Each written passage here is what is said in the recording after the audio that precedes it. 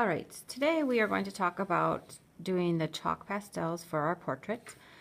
At this point, you should have your background completed, so you have written your word work with marker using either warm or cool colors, and then you have colored in the shapes between the words, the space between the words, using texture plates and cool colors that are similar to the color of marker that you used. And then you are ready to finish your portrait by using chalk pastels in these shapes. This is where your glue work will become clear. If you have areas where the glue has gotten off the lines, that's going to show a little bit when you do your chalk work. Now, a rule of thumb when you work with chalk is that you want to start with the lightest color first. So I am doing warm colors in my portrait because I have the cool colors in the background. I can look at my pastels and I noticed that there are several different warm colors. I could start with the yellows here, going all the way to the red. I could even use this peach color and this other tan color. This could work as a warm color too. They're like dark reds and dark oranges. And you could even go down to these pinks that are kind of like the red violets. Those could work as warm colors as well. Remember, you are allowed to use the natural eye color that you have for your eyes, and you can also use neutral colors for your hair if that applies. You might want to consider doing some blending like we did with our Mondrian trees to help with some of the effects. So I will go ahead and start with some yellow, and you'll notice that it's kind of a square shape. I'm going to pick to do this shape here with yellow, okay? So I'm just going to go in and color, and I don't have to use very soft pressure, and you can see that it is filling in this shape. I want to go as close to the edge as I can. You will notice that as you are coloring, if it's not getting to the white that you are going over, then you may have some glue in that area, okay? It's a good idea to start on the edges, go as close to the line as you can, and then fill in the spaces inside. One of the things with chalk pastels, it's pretty dusty, and you can kind of see how there are some leftovers in the area. The best way to work with that would be to take some paper towel, and I like to fold it up and just keep rolling it until it turns into almost like a pencil. And then I take the end of that, and I can take the paper towel and I can do two things. It helps collect the extra dust, and it also helps get the chalk in the areas that maybe you missed while you were coloring with the chalk pastel itself. Okay, so I'm able to kind of slide those things into those areas. You want to be careful to try and stay in that single shape and fill the color completely.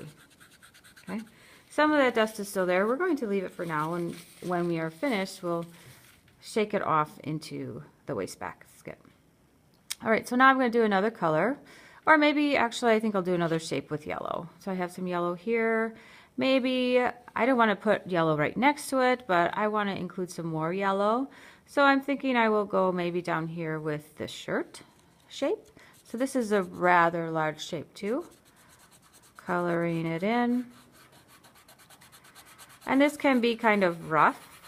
The blending with the paper towel really helps to fill in any white areas that you may have.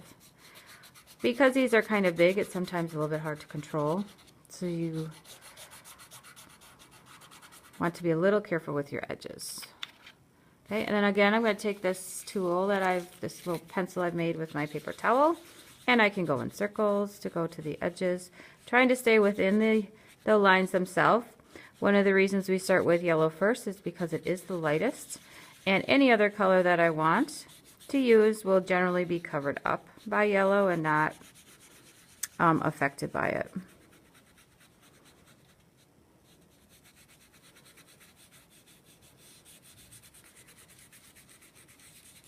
And there we go. So now let's say I use another color. I will go to this orangish yellow, and maybe I will use that over here on the chin shape, and this will be a smaller one. And then I can go ahead and maybe do this collar shape, could be yellow, yellow orange. So I can do all of my shapes at once and then blend them together. How about this area up here too, I think. Now that one I was having a little bit harder time coloring.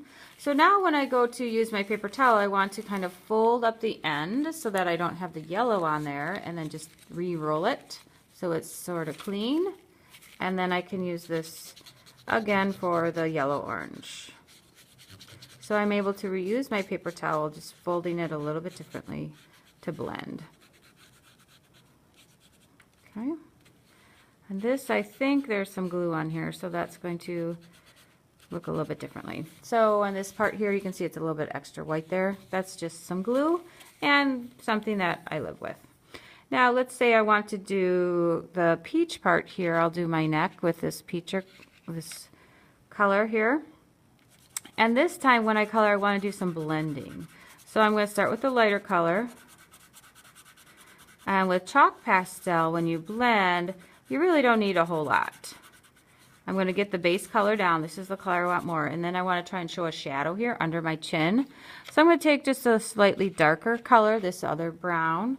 I'm just going to do a little bit of coloring right up on the edge here. And then the rest of it I'm going to do, the rest of the work I will do with my paper towel. So again, I fold the paper towel, roll it one more time.